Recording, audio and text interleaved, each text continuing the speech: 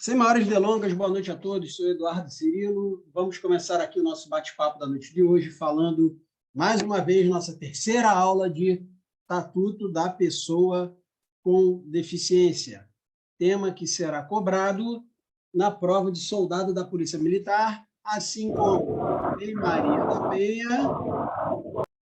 Maria da Penha, tá? E o Estatuto da Pessoa Idosa. Porra, Cirilo, por que vai ser cobrado o Estatuto da Pessoa com Deficiência, o Estatuto da Pessoa Idosa e a Lei Maria da Penha na prova de soldado da Polícia Militar? Porque você tem que entender desde já que você será um prestador de serviço para a população. Você vai ingressar numa profissão onde você vai conviver com duas situações ao mesmo tempo. Você vai ser policial e militar ao mesmo tempo e entenda que você vai ser um prestador de serviço. Você vai estar lá sentado na tua viatura, patrulhando pelas ruas do Rio de Janeiro, o rádio vai te chamar, o 190 vai te chamar pelo rádio, vai te mandar para uma determinada residência, porque lá está havendo um litígio, um conflito, um episódio violento. Chegando lá, tu se depara com uma pessoa com deficiência. Tem que saber atender, tem que saber se portar diante daquela pessoa, assim como lá uma mulher vítima de violência, assim como um idoso vítima de violência, ok? E o detalhe é o seguinte, para você que é candidato do concurso de soldado PM.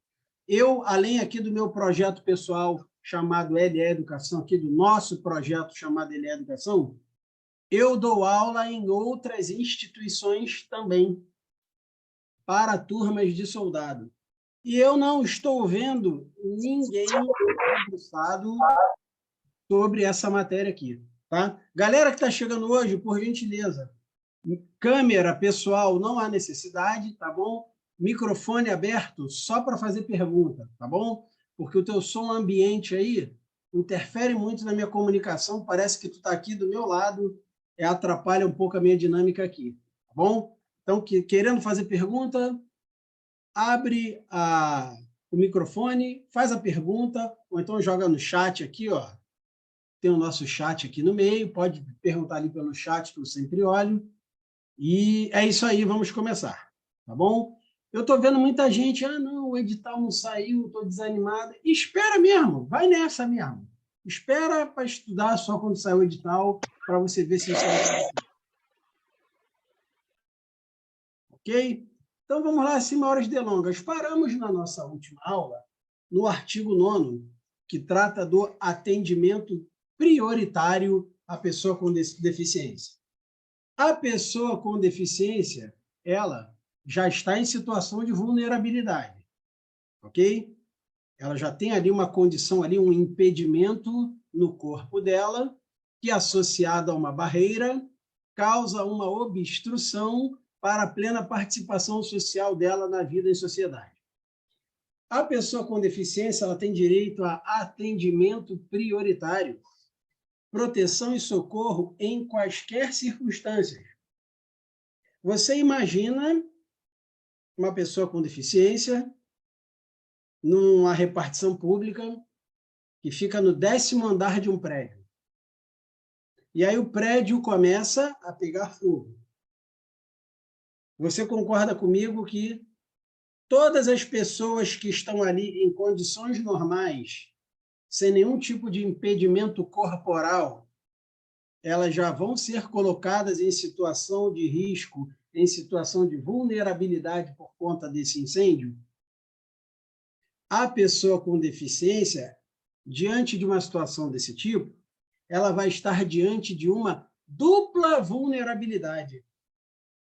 Além da pessoa possuir um impedimento ali, ela é cadeirante, ou ela é tetraplégica. Além dela já possuir esse impedimento, o prédio ainda está pegando fogo, uma dupla situação colocada diante dela aí. Por isso que estabeleceu-se que ela tem prioridade na hora da proteção e socorro. Ok? Atendimento prioritário em todas as instituições e serviços de atendimento ao público. Então, tu está lá no hospital, está lá na unidade de pronto atendimento, está lá na fila do banco, chegou uma pessoa com deficiência, ela vai passar à tua frente, sem problema nenhum, ok? A pessoa com deficiência, ela tem prioridade na hora da disponibilização de recursos, tanto humanos quanto tecnológicos, que possam garantir a ela atendimento em condições de igualdade às pessoas que estão ali com a sua rigidez física normal, ok? Acesso aos transportes, disponibilização de pontos de parada, estações, terminais acessíveis de transporte coletivo e garantia de segurança no embarque e desembarque, ok? Acesso a informações e disponibilização de recursos de comunicação acessíveis. A pessoa com deficiência tem prioridade na hora do recebimento da restituição de imposto de renda. A pessoa com deficiência tem prioridade na hora de tramitação de processos judiciais ou administrativos em que ela for parte ou interessada. Imagine, uma pessoa com deficiência aí na tua cidade, no teu município, ela recebe uma multa de trânsito. E aí ela comparece à junta de recursos administrativos aí no teu município, da entrada no recurso dessa multa de trânsito, ela sendo pessoa com deficiência. A tramitação desse processo administrativo, do julgamento desse recurso, dessa multa, será tratado com prioridade sobre os demais casos. Imagine uma situação em que uma pessoa com deficiência tem o seu carro, seu automóvel adaptado, rebocado, e esse carro vai parar no depósito. Essa pessoa, ao ir lá retirar esse carro, na hora do atendimento, ela vai ter prioridade sobre as demais, tá bom? Esses tipos de atendimento prioritário que eu marquei aqui em azul ou verde, como você preferir, como você enxergar, mais claros aqui, esses tipos de atendimento, eles são extensivos ao acompanhante da pessoa e ao atendente pessoal. Já vimos aqui a diferença entre um e outro. O atendente pessoal é o secretário particular ali da pessoa com deficiência, é a pessoa que é contratada ali para passar o dia junto com a pessoa com deficiência e não necessariamente é o médico, não necessariamente é o enfermeiro. O acompanhante pode ser um parente, pode ser a esposa, pode ser um filho, ok? E esse atendimento prioritário é extensivo ao acompanhante dessa pessoa, o atendente pessoal. Imagina ali uma pessoa com deficiência, que ela é casada, e a esposa dessa pessoa com deficiência passa mal, tem a necessidade de receber ali um atendimento médico. Primeiro que para ela se deslocar ao hospital, ela vai ter que levar a pessoa com deficiência junto com ela. Olha que situação. Chegando lá no hospital, empurrando lá a cadeira de rodas do marido. Aí vem uma pessoa atender ela, olha, não, é ele que está passando mal, não é ele que está passando mal, não, sou eu, tá? Porém, nos termos do Estatuto da Pessoa com Deficiência, eu tenho prioridade no atendimento por estar acompanhando ele.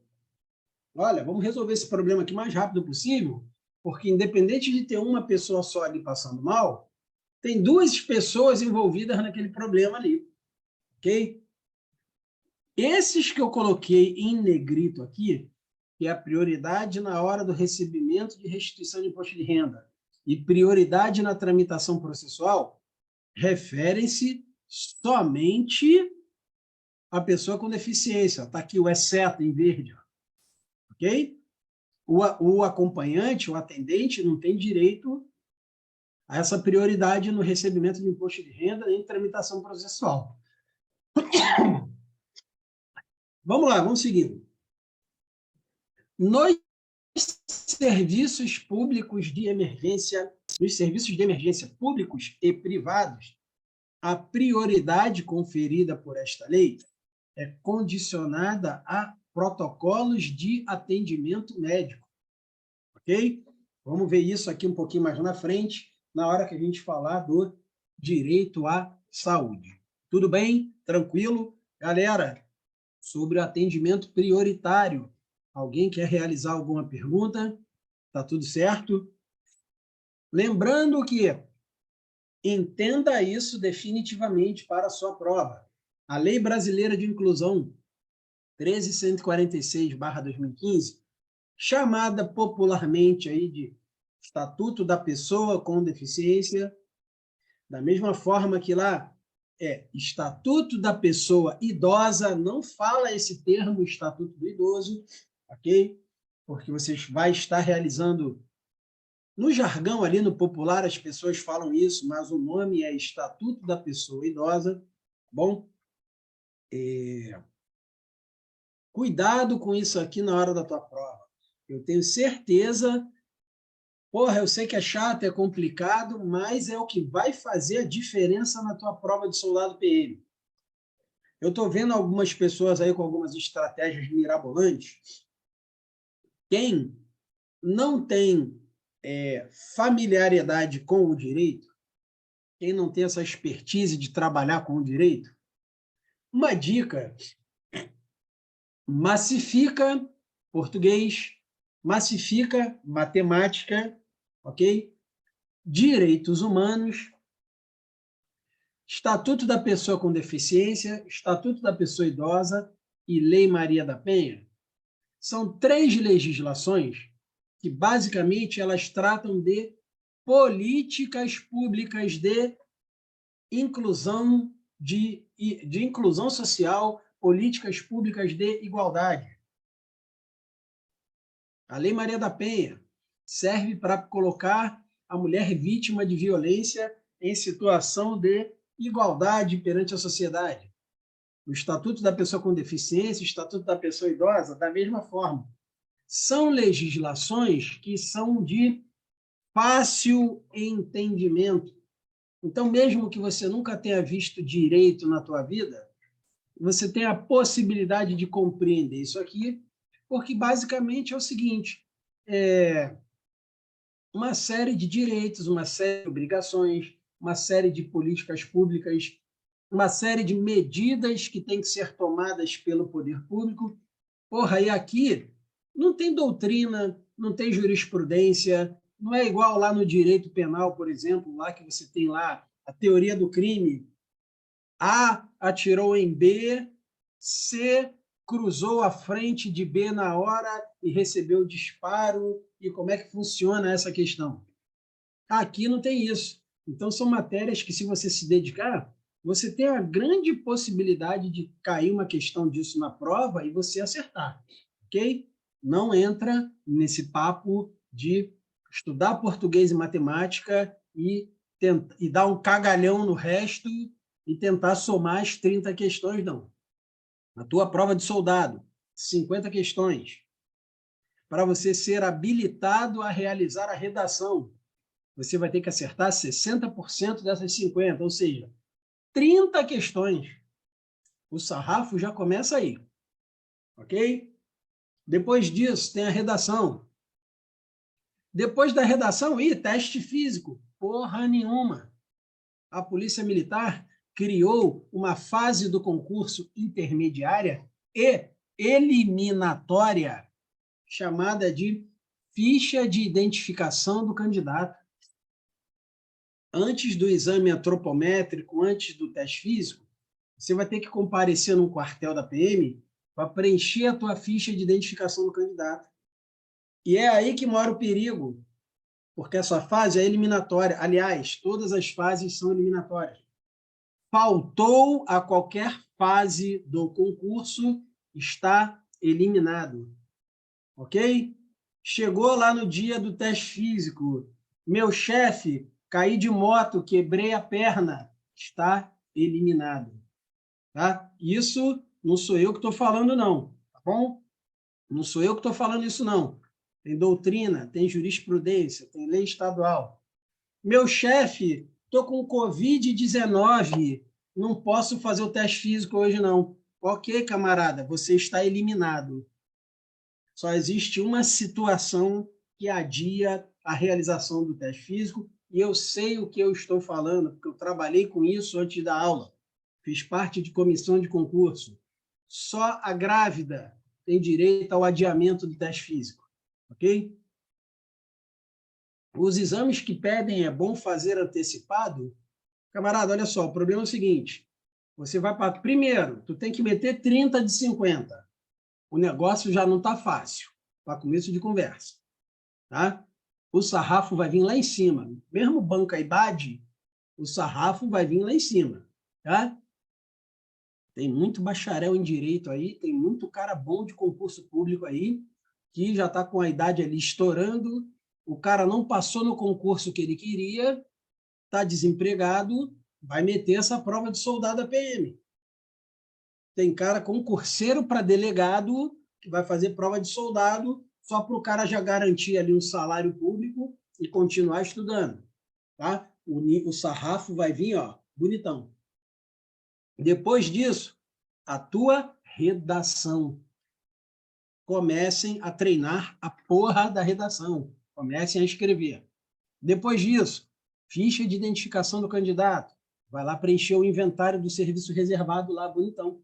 Tá? E aí de você, se você omitir algum dado. Omitir dados perante a administração é crime e enseja a eliminação do candidato. Depois disso, você, por conta própria, vai ter que procurar um médico particular, um médico público, e pedir a ele um atestado médico específico. Não é atestado médico para a realização de esporte. Não é aquele atestado médico que tu pega para o teu filho fazer natação, não. Não é isso. Leiam o edital quando ele sair. É um atestado específico onde o médico declara que você está apto a realizar uma prova de teste de aptidão física em concurso público.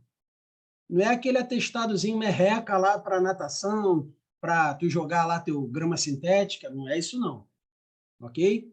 Depois disso, antropometria, teste físico, e aí começa a rolar as fases do concurso. Eu não sei se a Polícia Militar vai realizar por conta própria os exames médicos ou se ela vai determinar que o candidato traga os exames prontos. Cuidado com isso aí, tá bom? Carteira Nacional de Habilitação. Carteira Nacional de Habilitação, ela só é pedida lá na última fase do concurso, que é o exame social documental, que antecede só a tua matrícula no curso de formação de soldados. Lá na última fase é que vão pedir certificado de reservista para o segmento masculino, enfim, comprovante de residência, identidade, CPF, certidão de casamento, e vão te pedir a CNH. Então, quem não tem CNH ainda dá tempo, fica tranquilo, tá bom? Policial militar, de qualquer posto ou graduação, tem que saber dirigir. Tem que saber dirigir, tem que saber falar bem e tem que saber atirar. Então, as 3 coisas principais para qualquer policial médio desenvolver a sua profissão, ok? A habilitação tem que ser a remunerada? Claro que não, Edson. E isso aí, cara, não faz muita diferença não, porque preste atenção, raciocina comigo. Vai apresentar ali a tua carteira de habilitação dizendo que você exerce atividade remunerada. O que o examinador vai pegar? Ele vai pegar o teu caderno lá de pesquisa social. E aí ele vai ver ali se você declarou que você exerce atividade remunerada como motorista de aplicativo. Cuidado com essa pegadinha aí. Camarada, tu mostrou aqui a identidade, a habilitação dizendo que exerce atividade remunerada e não declarou aqui por quê? O pesquisador aí, o agente aí de serviço reservado, pode te dar uma gravata nisso aí. Então, já que tu vai apresentar a habilitação dizendo que exerce atividade remunerada, declara isso na tua pesquisa social. Olha, sou motorista de aplicativo. E aí, fica tranquilo. Beleza? Depois a gente fala desses pormenores. Vamos voltar, que a gente tem muito tempo para falar disso. Vamos tocar aqui nossa aula aqui. Beleza? Falei aí do atendimento prioritário. Cuidado que, para uma eventual prova, essas exceções aqui, que se referem somente à pessoa com deficiência, é que o cara pode cobrar. O camarada pode colocar lá na tua prova. O acompanhante e o atendente pessoal da pessoa com deficiência tem direito ao recebimento antecipado, ao recebimento prioritário da restituição de imposto de renda. Já sabe que é falso. Isso aí só se estende à própria pessoa com deficiência. Não se aplica ao acompanhante ou atendente. Cuidado com isso daí. Bom, vamos entrar aqui agora no artigo 10, ok? Direitos fundamentais da pessoa com deficiência. Na verdade, o legislador, ele buscou tudo que estava lá na Constituição, que se refere a direitos e garantias fundamentais, trouxe aqui para a Lei 13.146/2015 e fez os apontamentos ali, as considerações dele. Tá? Para as pessoas com deficiência, primeiro direito fundamental, que é um direito de todos, mas aqui para a pessoa com deficiência tem algumas especificidades. Direito à vida. Vida é bem inalienável, ou seja, ninguém pode dispor nem da própria vida, nem da vida dos outros. Ok?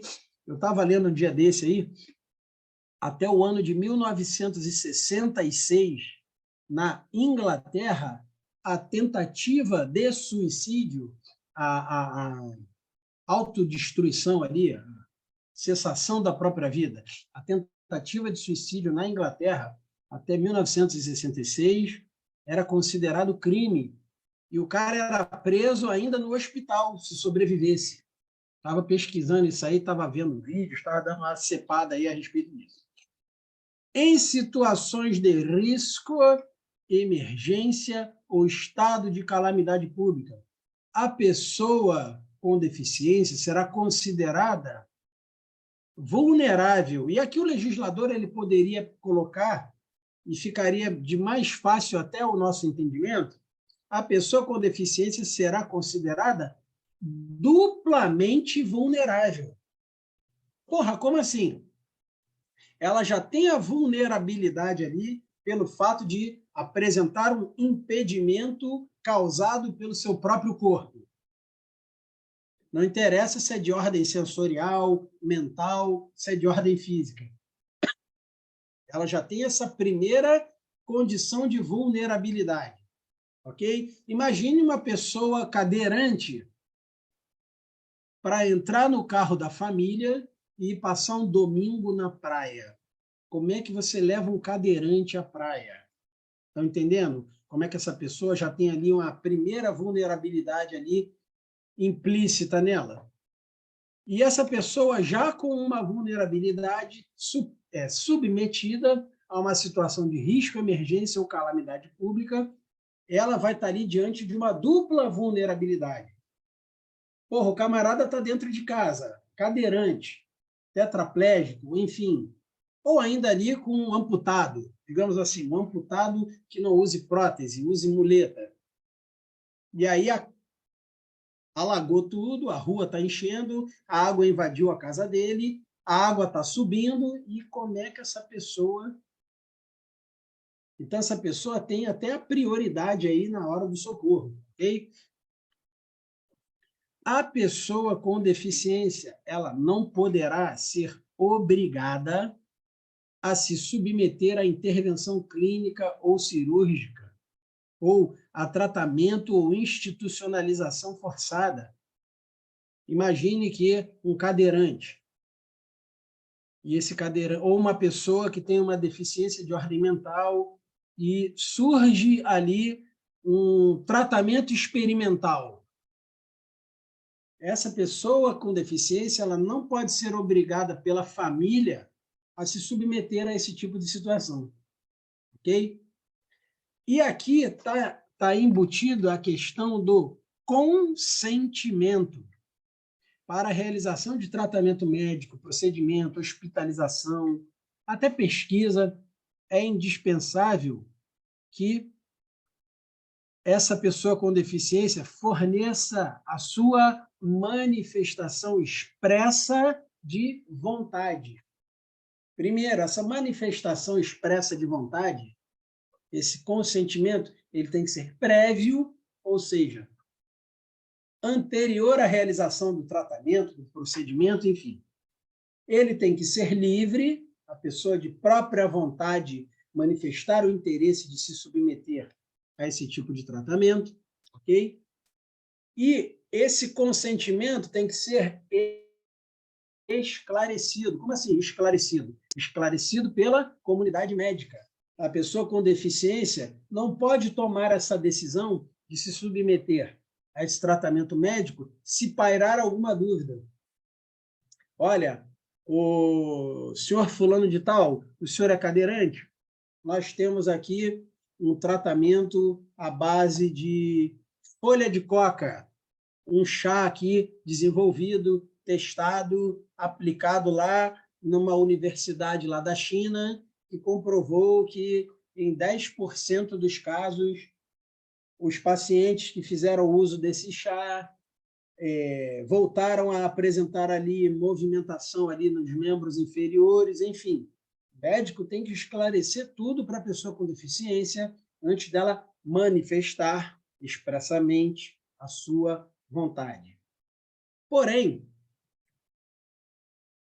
existem situações onde a pessoa com deficiência ela não tem ali o pleno discernimento e ela não pode praticar livremente os seus atos da vida civil. A decisão dela depende de uma outra pessoa. Essa outra pessoa é chamada de seu curador. A pessoa com deficiência está diante de uma situação de curatela.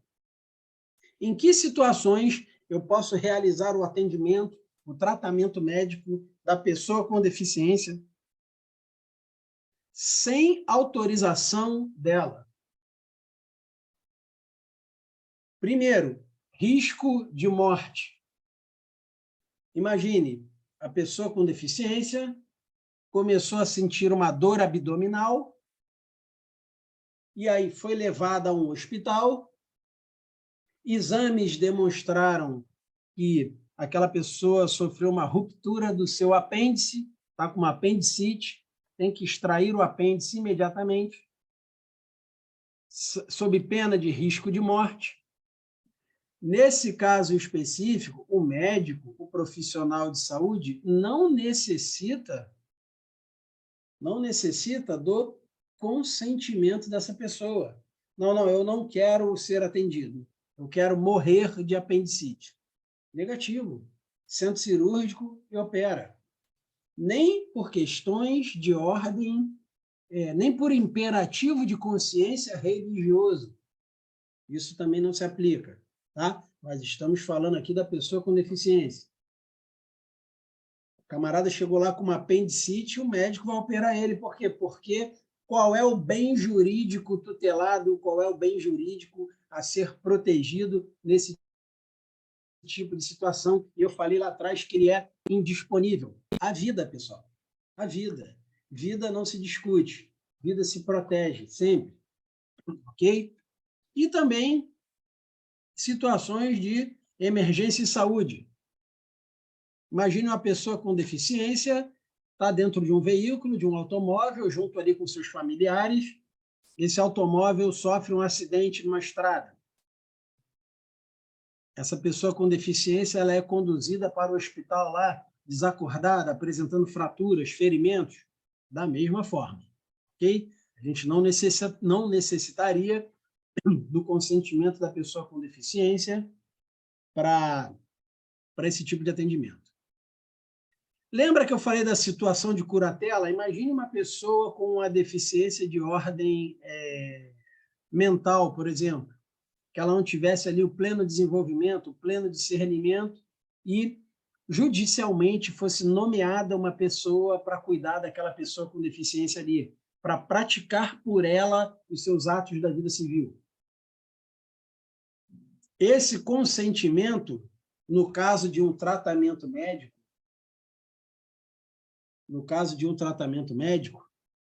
ok?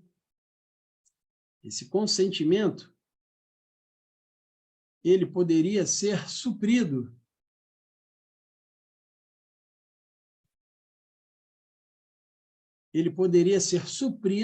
pelo curador. Porém, na hora de entrevistar lá o curador, para obter o consentimento da pessoa com deficiência, essa pessoa com deficiência, mesmo sem muito discernimento ali, ela deve estar presente, ela deve participar. E o médico, no maior grau possível, no maior grau que for possível, tentar obter ali o consentimento da pessoa com deficiência. Tranquilo? Beleza, pessoal?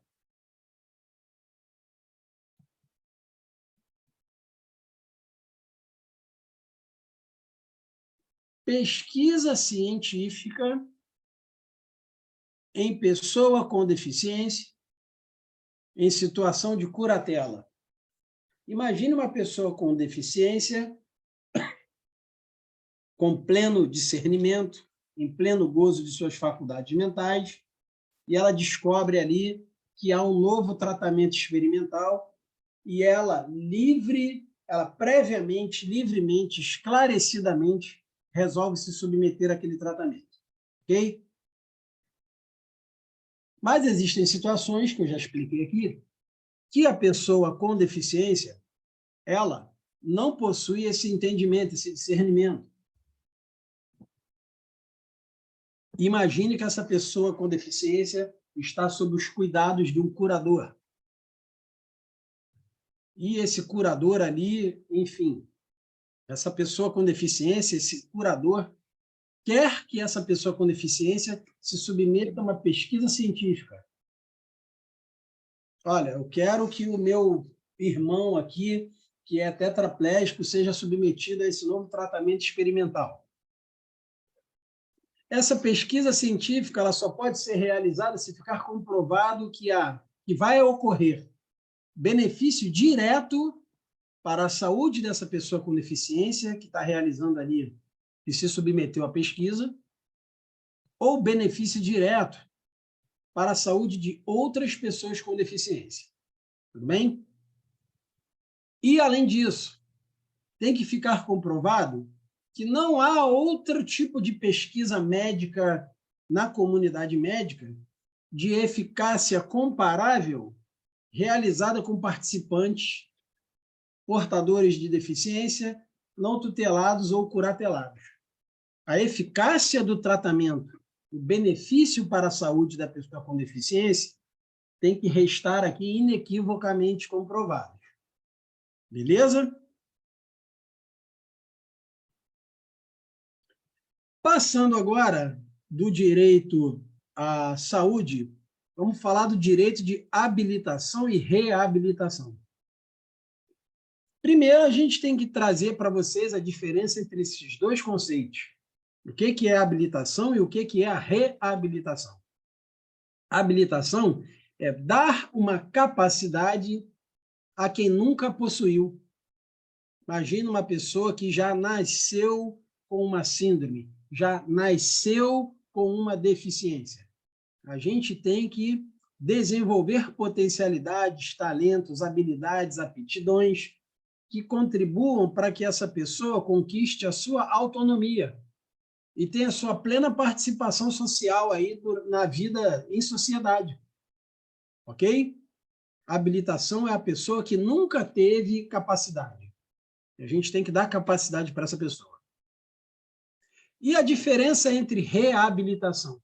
Reabilitação é restaurar a capacidade perdida.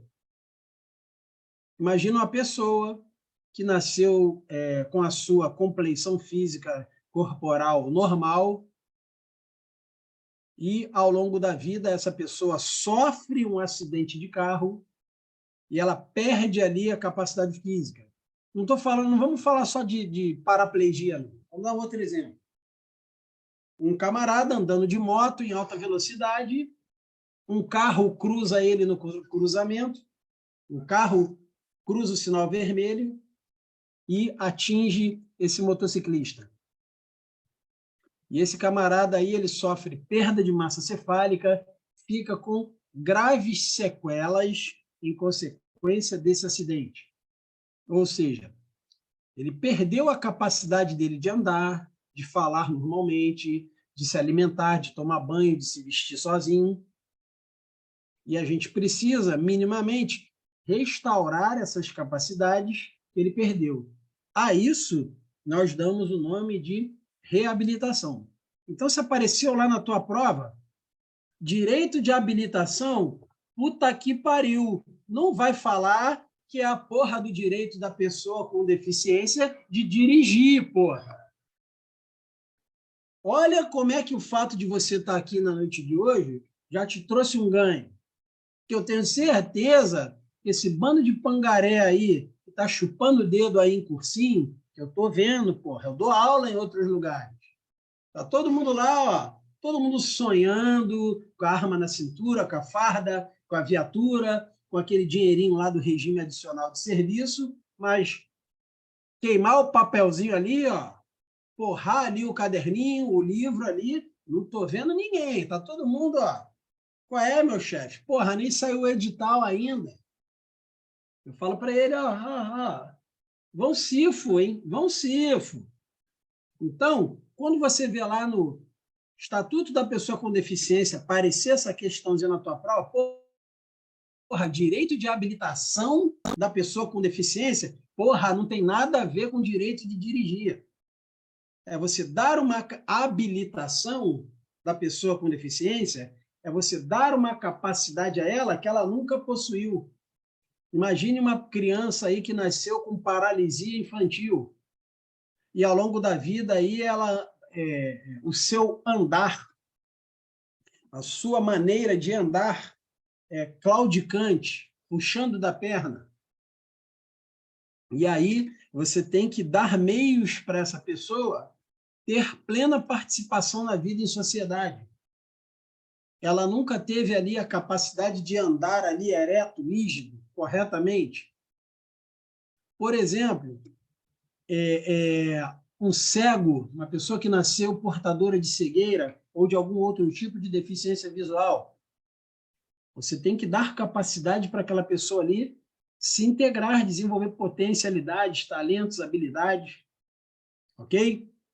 Para que essa pessoa tenha autonomia para viver sozinha e participar da vida em sociedade. E olha aqui a palavrinha mágica que vem lá da tua Constituição: igualdade.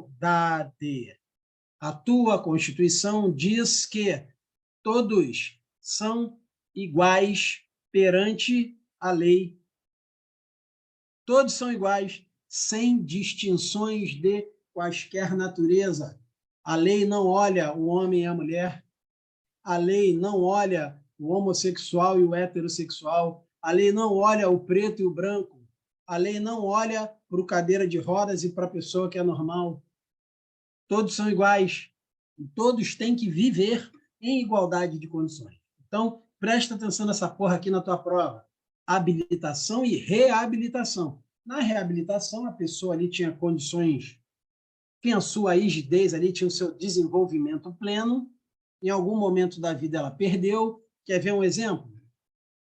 A pessoa que chega com uma determinada idade sofre um acidente vascular encefálico, popularmente conhecido aí como derrame. Ih, meu tio teve um derrame. E aí a pessoa ali fica com assimetria de face, encurtamento de membro, andar claudicante, a fala dissociada, arrastada. E você tem que restaurar a vida dessa pessoa. Tudo bem, pessoal? Tranquilo? Vamos seguindo aqui, vamos embora. Estou tocando o barco aqui, beleza? Qualquer tempo, só interromper. Objetivos do direito de habilitação e reabilitação. Olha as duas palavras mágicas aqui trazidas pela lei. Qual é o objetivo da habilitação e reabilitação? Autonomia e participação social. Você tem que desenvolver potencialidades nessas pessoas para dar ela autonomia. Bichão, vai, filho, vai com tudo. Para quê? Para participar da vida em sociedade. e ter as mesmas oportunidades que as outras pessoas. Imagine uma pessoa com deficiência para comparecer a uma entrevista de emprego. Imagine uma pessoa com deficiência para ficar uma semana inteira dentro de uma empresa realizando ali um processo seletivo para conquistar uma vaga. Olha a dificuldade que essa pessoa tem. Ela não concorre ali em igualdade de condições. Imagine o idiota lá do gestor de RH lá, nada pessoal, tá, pessoal? Eu vi um dia desse um vídeo aí de um camarada que era gestor de RH fazendo essas dinâmicas que tem em entrevista de emprego. Vamos lá, pessoal, fica todo mundo em pé, dá a mão, não sei o quê, bababá. Finge que você é um cachorro latindo, etc. E tal. E, porra, no meio do processo seletivo, tinha uma pessoa com deficiência. E o cara não teve a sensibilidade e maturidade, o cara está ali trabalhando tão automático, tão mecanicamente, tão repetidamente, que o cara não teve essa sensibilidade de atentar para o fato de que ali tinha um deficiente. Não conseguiu modular ali a dinâmica de trabalho dele. Deixa eu dar uma olhada no chat aqui. Beleza? Valeu, Jorge. Vamos embora. Esse é o objetivo do direito de habilitação e reabilitação. Já sabe que direito de habilitação da pessoa com deficiência, eu sei que essa porra vai cair em prova desse jeito, vai perguntar lá se é o direito da pessoa com deficiência de dirigir. Porra, tu já sabe que não tem nada a ver com isso. O objetivo da habilitação e reabilitação, as duas palavrinhas aqui, as duas frases que eu grifei aqui para fixar na tua mente. Autonomia e participação social. Aonde isso? Autonomia, participação social, para que ela tenha igualdade de condições e oportunidades com as demais pessoas. Aqui, no direito de habilitação, de reabilitação, a lei fala em objetivos, a lei fala em diretrizes e a lei fala em garantias. Então, porra, não é para ficar decorando isso aqui, mas quando se tratar de direito de habilitação, direitos fundamentais da pessoa com deficiência, quando falar de habilitação, de reabilitação, eu já peguei prova da IBAD aí para dar uma olhada. O cara pergunta lá, entre os objetivos da reabilitação estão... Marque a alternativa correta quanto aos objetivos da reabilitação da pessoa com deficiência. Aí o cara coloca uma das garantias. Quanto às garantias das pessoas com deficiência no processo de habilitação ou reabilitação, marque a alternativa correta. Aí o cara vai lá, põe uma das diretrizes. Entre as diretrizes que norteiam o processo de habilitação e reabilitação da pessoa com deficiência, marque a alternativa incorreta ou correta. O cara coloca ali um dos objetivos ou uma das garantias. Prova objetiva é essa. É isso, pessoal. É te induzir ao erro o tempo todo. E você vai fazer uma prova de tiro tático. 50 questõezinhas ali. Tu tem que errar o mínimo possível para ficar com mais de 30. Não vai nesse papo de fazer só 30, não. Eu, se fosse você, estudava aí para tirar um 38, um 40, errar o mínimo possível. Eu já te falei que o sarrafo vai estar lá em cima. Beleza? Os objetivos, autonomia e participação social, já mostramos. Diretrizes da habilitação e reabilitação. Diagnóstico e intervenção precoces, antecipadas. Adoção de medidas para compensar a perda ou a limitação funcional, buscando desenvolver as aptidões da pessoa. a atuação permanente, integrada e articulada de políticas públicas que possibilitem a plena participação social da deficiência. Quer ver um exemplo disso? Não basta ter só ali o prefeito da tua cidade inaugurou um centro de reabilitação de habilitação e reabilitação para pessoas com deficiência. Porra, aí ele botou piscina, botou rampa, botou elevador, botou os mais modernos equipamentos de fisioterapia, fez concurso municipal, botou lá 10 fisioterapeutas especialistas em pessoa com deficiência, ok? Nada disso adianta se o cara não fornecer o quê? Transporte para a pessoa com deficiência ir lá realizar a reabilitação dela, ok? Isso é o que chamo de integração e articulação de políticas públicas. Tranquilo? Para a pessoa com deficiência, o poder público deve ofertar uma rede de serviços em diferentes níveis de complexidade para atender às necessidades específicas da pessoa com deficiência.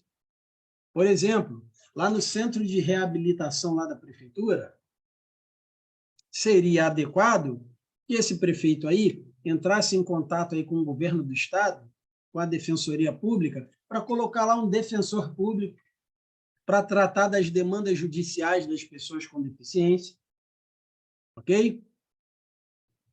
A prestação de serviços para as pessoas com deficiência deve ser realizada, de preferência, próxima ao domicílio delas, inclusive na zona rural, ok? Respeitadas a organização do sistema local de saúde e as normas do SUS. Beleza? Garantias que a pessoa com deficiência tem para a prestação dos seus direitos aí fundamentais de habilitação e reabilitação. Organização, serviço, método, técnica, recursos para atender às características de cada tipo de deficiência, ok? Existem deficiências de ordem física, de ordem mental, de ordem sensorial.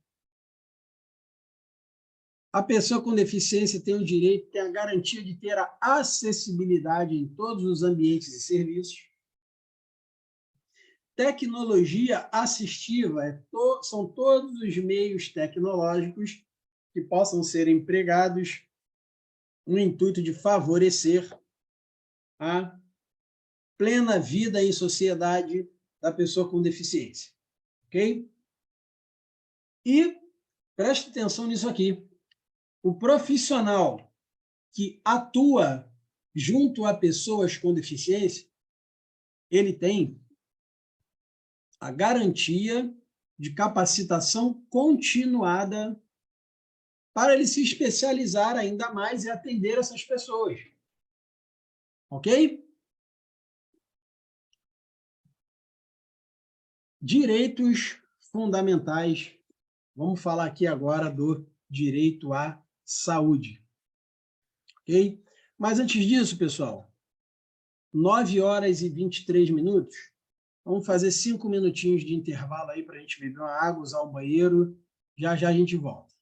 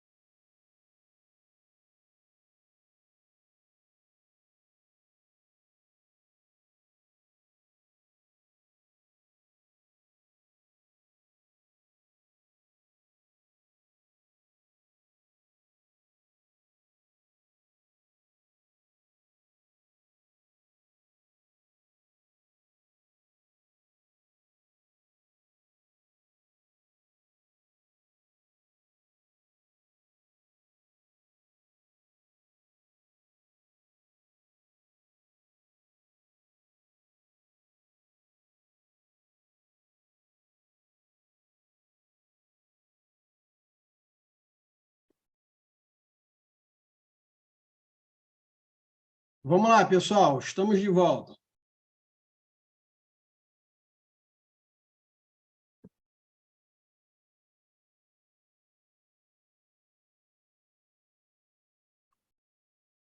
Direito à saúde.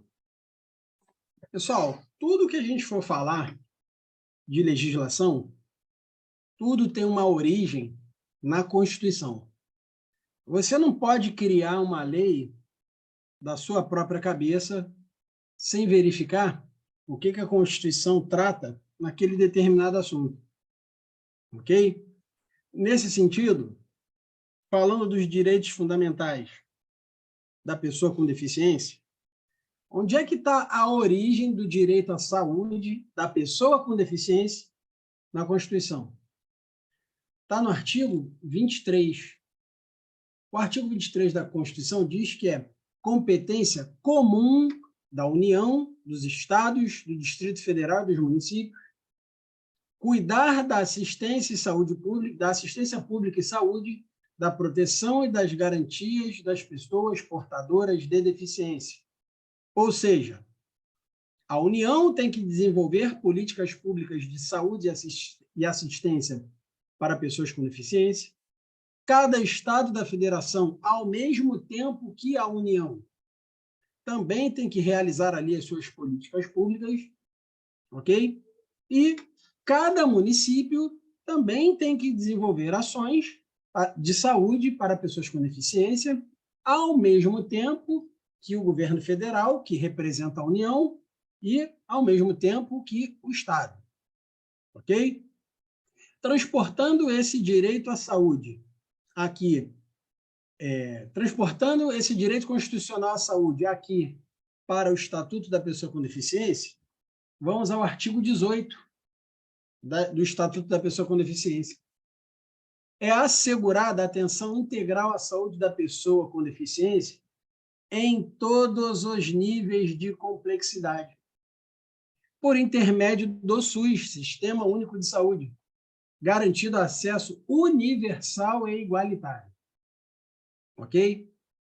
É assegurada também a participação da pessoa com deficiência na elaboração de políticas públicas de saúde destinadas a ela. Então, imagina que o teu município aí vai realizar uma política pública, vai inaugurar, vai propor aí a criação de um centro de referência e atendimento a pessoas com deficiência. Na hora do teu prefeito aí, do teu secretário municipal de saúde, eles deliberarem sobre essas ações, eles vão ter que chamar uma pessoa com deficiência para auxiliar eles ali. Pô, como é que não é, como é que faz, como é que não faz? Tudo bem? É assegurado atendimento segundo normas éticas e técnicas que regulamentarão a atuação dos profissionais de saúde e contemplarão aspectos relacionados aos direitos e às especificidades da pessoa com deficiência, incluindo temas como sua dignidade e autonomia. Ok?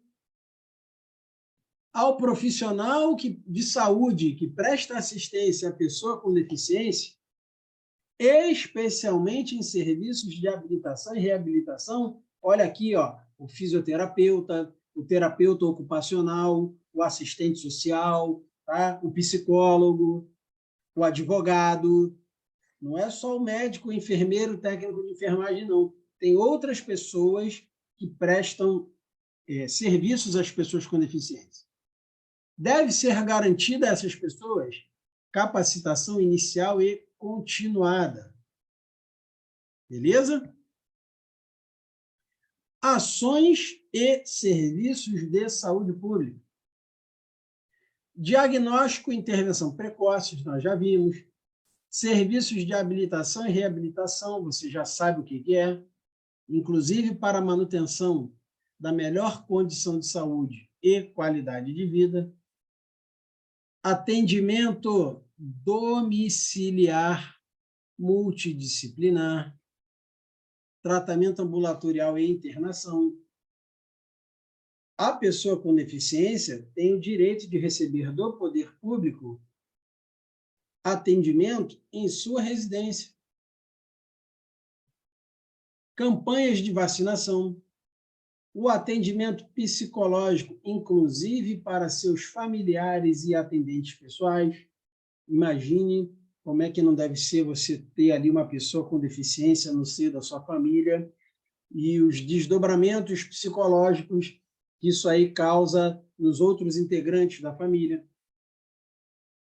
Respeito à especificidade, à identidade de gênero e à orientação sexual da pessoa com deficiência. Imagine ali uma pessoa com deficiência que é um homossexual e essa pessoa com deficiência homossexual, ela tem ali como acompanhante dela ali o seu namorado, ok? O profissional de saúde público deve respeitar esse tipo de condição, ok? Se for o caso, a pessoa com deficiência tem o direito de receber por parte do poder público, por parte do sistema de saúde pública, atenção sexual e reprodutiva, incluindo o direito à fertilização assistida, ok? Informação adequada e acessível à pessoa com deficiência e seus familiares sobre sua condição de saúde. Imagine aqui, voltando aqui nesse atenção sexual e reprodutiva, imagine uma pessoa com deficiência que não tenha condições de ter relações sexuais ali com o seu parceiro, com a sua parceira, mas que ela ainda possua ali o seu aparelho reprodutor masculino ali, capaz de produzir ali o espermatozoide, o sêmen, e que esse cara tenha condições de, através de uma clínica de fertilização, gerar uma criança, não por meio da relação sexual, através da coleta aí do seu material genético, aí, do seu esperma, do seu sêmen, e para realizar a fertilização na sua esposa. Ele tem o direito a todo esse tipo de atendimento realizado pelo poder público. Ok? Os serviços devem ser projetados para prevenir a ocorrência e desenvolvimento de deficiências e agravos adicionais da condição da deficiência. Estratégias de capacitação permanente das equipes que atuam no SUS em todos os níveis de atenção. Ok? Ofertas de órteses, próteses, meios auxiliares de locomoção, medicamentos, insumos, fórmulas nutricionais, conforme normas vigentes do Ministério da Saúde. E aqui eu tenho que destacar o seguinte, que as instituições privadas que recebem verba pública ou que atuem de maneira complementar ao Sistema Único de Saúde têm que observar esses tipos de ação aqui para pessoas com deficiência. Ok? Ações preventivas adotadas pelo Sistema Único de Saúde para a pessoa com deficiência. Acompanhamento da gravidez, do parto e do puerpério, com garantia de parto humanizado seguro. Imagine aí uma senhora que ela é cadeirante e ela engravida. Ok? Imagine a dinâmica do pré-natal, das consultas de saúde, dos exames, da hora do parto dessa pessoa, como é que não deve ser, como é que deve ser o tipo de tratamento que se deve dar a esse tipo de pessoa. Tem que ter profissionais ali, de fato, especialistas nessa matéria. Tá bom? Promoção de práticas alimentares adequadas e saudáveis, ok? Prevenção e cuidado de agravos relacionados à alimentação e nutrição da mulher e da criança. Aqui a gente está falando de parto, de gravidez, de puerpério, de recém-nascido, porém, recém-nascido gerado por pessoa com deficiência. Aprimoramento e expansão de programas de imunização e triagem neonatal. Identificação e controle da gestante de alto risco. Ok? Aprimoramento do atendimento neonatal, com oferta de ações e serviços de prevenção de danos cerebrais e sequelas neurológicas em recém-nascidos, inclusive por telesaúde, teleatendimento. Esgotados os meios de atenção à saúde da pessoa com deficiência no local de residência, você esgotou os meios de atender aquela pessoa no local de residência dela. Será prestado atendimento fora de domicílio para fins de diagnóstico e de tratamento, garantidos o transporte e acomodação da pessoa com deficiência e seu acompanhante. O acompanhante ali vai junto com a pessoa com deficiência, para quando essa pessoa tiver que realizar o tratamento fora. A pessoa com deficiência internada tem direito a acompanhante ou atendente pessoal em tempo integral, mesmo lá na instituição de saúde privada. E se o médico, se a pessoa que estiver atendendo a pessoa com deficiência, olha, não pode ficar acompanhante aqui não, tá? Esse profissional de saúde, por esse tratamento, tem que justificar essa impossibilidade do acompanhante por escrito. Quer ver uma outra questão? Plano de saúde. Plano de saúde não pode cobrar mais caro da pessoa com deficiência. Ok? E, havendo esse tipo de impossibilidade, a instituição de saúde tem que adotar providências para suprir a ausência do acompanhante ou do atendente pessoal. Ok? Pessoa com deficiência internada tem direito a acompanhante em tempo integral. Se o médico falar, olha, não pode, é impossível, nós não temos como te acomodar aqui. Ok, doutor, o senhor tem que me dar isso aí tudo por escrito, tá? Palavras o vento leva. São vedadas, cuidado com essa palavrinha aqui que aparece muito em prova objetiva. São vedadas, proibidas, todas as formas de discriminação contra a pessoa com deficiência, inclusive por meio de cobrança de valores diferenciados por planos e seguros privados de saúde em razão de sua condição. Ok?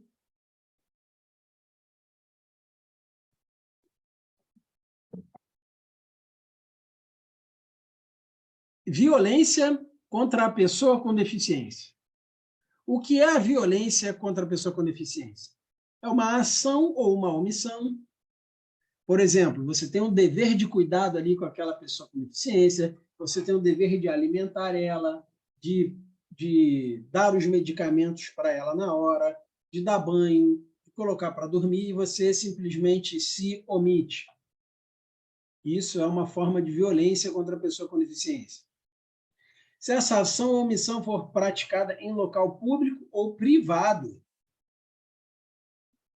que cause a morte ou dano da pessoa com deficiência, ou ainda que cause a pessoa com deficiência sofrimento físico ou psicológico. Essa é a definição de violência contra a pessoa com deficiência. E lá na frente, nós vamos ver que existem tipos específicos e punições a serem aplicadas por conta disso aqui. Ok?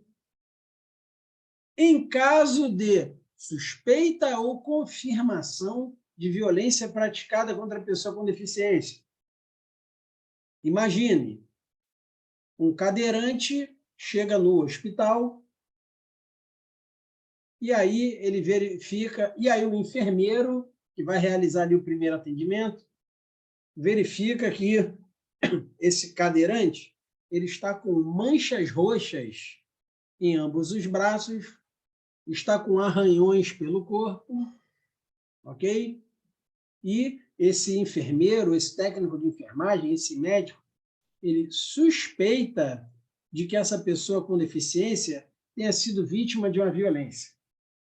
Obrigatoriamente, esse profissional de saúde tem que notificar a autoridade policial, lá no hospital onde ele trabalha, se for um hospital público, provavelmente tem a salinha lá do plantão de polícia. Todo hospital público tem ali um policial civil e um policial militar trabalhando ali no hospital público. Se fosse do hospital particular, 90, rádio patrulha no local e registro de ocorrência. Esse profissional de saúde tem que notificar o Ministério Público e notificar o Conselho dos Direitos da Pessoa com Deficiência. Nesse caso aqui específico, a lei ela traz o entendimento que não basta somente a notificação do profissional de saúde à autoridade policial, que esse profissional de saúde ele é o responsável por notificar esses 3 órgãos aí: autoridade policial, Ministério Público e Conselho dos Direitos da Pessoa com Deficiência. Tem que notificar em caso de suspeita de violência. Bem? Passando aí a reta final do nosso encontro de hoje curtinho, também para não ficar maçante, é um assunto controverso, complexo. Vamos ver exercícios disso aqui, fiquem tranquilos com relação a isso. Estamos bem adiantados, estamos trabalhando aí desde o mês de dezembro, faz aí 6 meses de trabalho aí com vocês, ok? Vamos falar do direito à educação. Para falar de educação em qualquer legislação, para falar de um novo direito, eu tenho que ver o que a Constituição traz a respeito do mesmo tema. E aí fui buscar lá na Constituição Federal o que ela fala sobre a educação da pessoa com deficiência. Está lá no artigo 208 da Constituição Federal de 88. O dever do Estado com a educação será efetivado mediante a garantia de atendimento educacional especializado aos portadores de deficiência. Preste atenção, preferencialmente, ou seja, cuidado com essa palavra. E na tua prova, o cara pode fazer isso contigo. O atendimento educacional aos portadores de deficiência, o atendimento educacional aos portadores de deficiência deve ser realizado obrigatoriamente na rede regular de ensino, ou seja, na escola pública ali comum. Tem uma controvérsia aqui. Quando o Estado, o município ou a União, eles constroem ali uma escola destinada especificamente à pessoa com deficiência, entende-se que isso seria uma forma de segregação dessa pessoa com deficiência. Entende-se que isso seria uma ação praticada pelo Estado de cunho discriminatório. Mas aí a própria lei coloca que a própria Constituição diz que a Constituição é a Carta Magna. Não existe nenhum tipo de legislação que possa bater de frente com a Constituição. A própria Constituição diz que o atendimento educacional a portadores de deficiência deve ser realizado preferencialmente na rede regular de ensino. Isso aqui abre margem para interpretação. Olha, é preferencialmente, não é obrigatoriamente. Então, se é preferencialmente na rede regular de ensino, isso significa que a gente pode construir aí instituições de ensino destinadas somente aos portadores de deficiência. A preferência é na rede regular de ensino, mas é preferência, não é obrigatoriedade. Preferencialmente na rede regular de ensino, no sentido de colocar a pessoa com deficiência em convívio com a sociedade ali numa escola normal, regular. Mas a própria Constituição diz que isso não é obrigatório. Ok? Tranquilo? Direito à educação da pessoa com deficiência. A pessoa com deficiência tem direito à educação através de um sistema educacional inclusivo em todos os níveis e aprendizado ao longo de toda a vida. Para quê? para ela alcançar o máximo desenvolvimento possível de seus talentos e habilidades. Já falei aqui, autonomia e participação social. Esse é o objetivo da habilitação, da reabilitação, da saúde, da educação da pessoa com deficiência, integrar ela à vida em sociedade.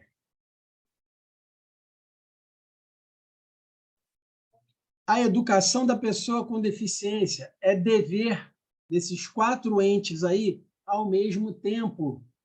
É dever do Estado, através de suas políticas públicas, é dever da família da pessoa com deficiência, é dever da comunidade escolar, é dever da sociedade como um todo. Além disso, o Estado, a família, a comunidade escolar e a sociedade devem colocar a pessoa com deficiência a salvo de qualquer forma de quê?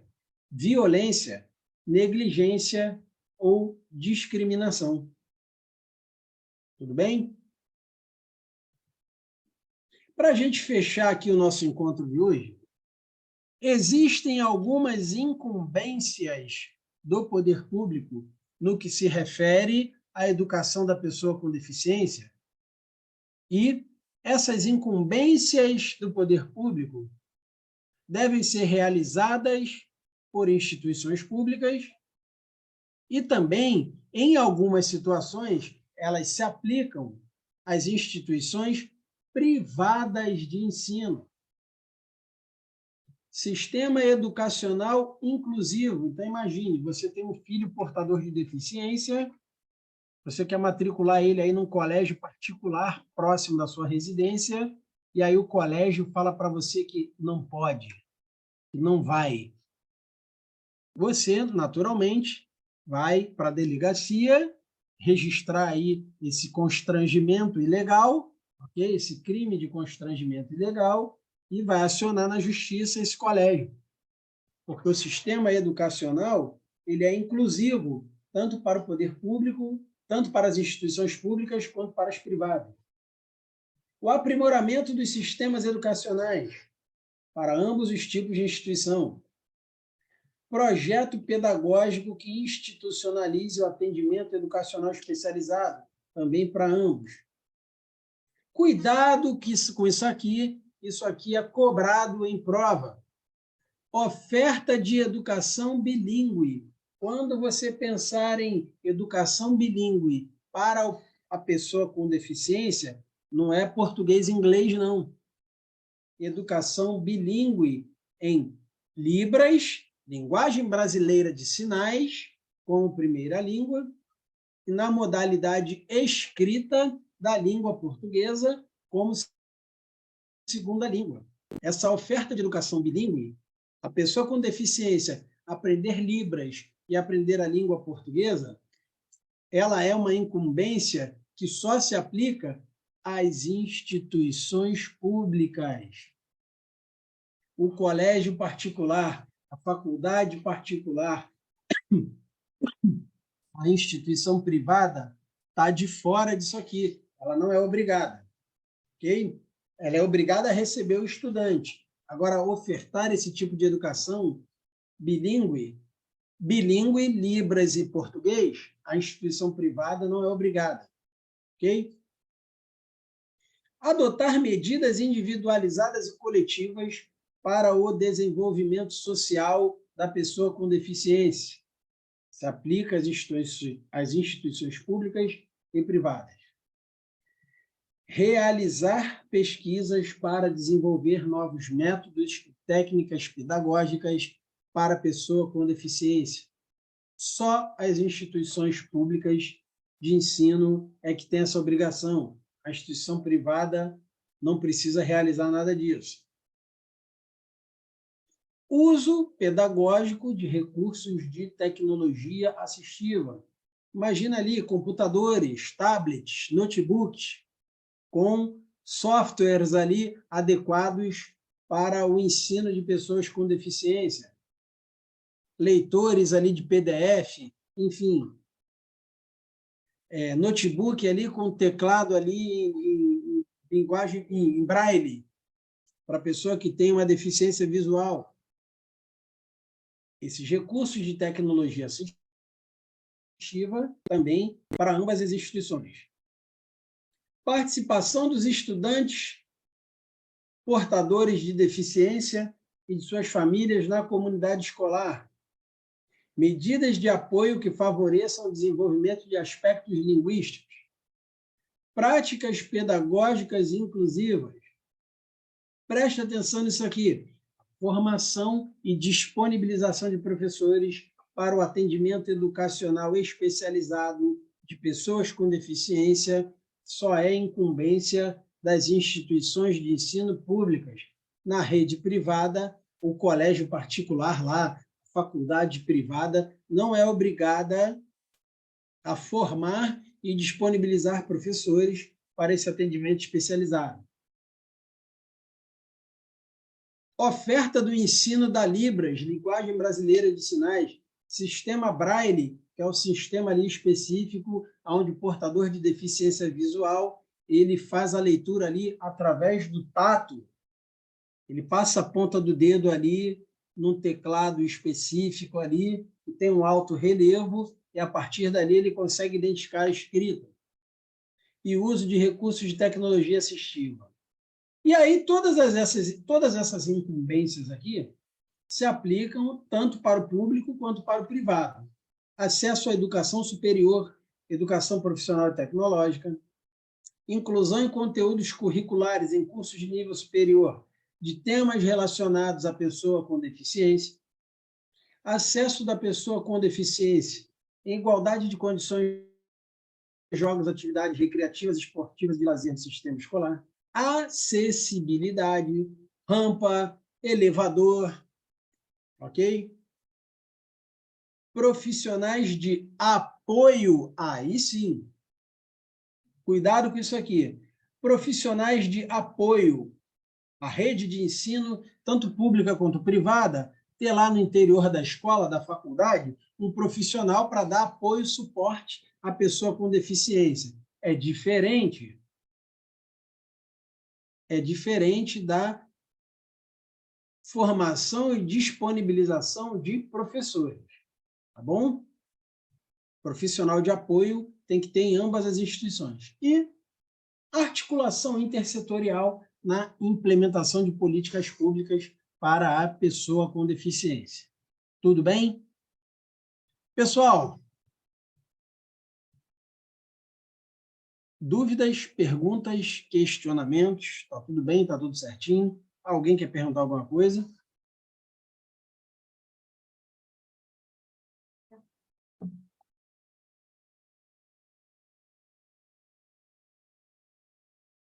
Então, pessoal, dou por encerrado aí nosso encontro de hoje, ok? Estamos aí praticamente, aula 3, metade da matéria do Estatuto da Pessoa com Deficiência. O negócio aqui é bastante extenso, ok? E já a gravação vai estar disponível aí para vocês. Semana que vem nos encontraremos novamente. Fiquem com Deus, bom descanso, bom feriado aí a todos, tá? Qualquer dúvida, pergunta, questionamento, só chamar no privado. Fiquem com Deus aí, boa noite a todos.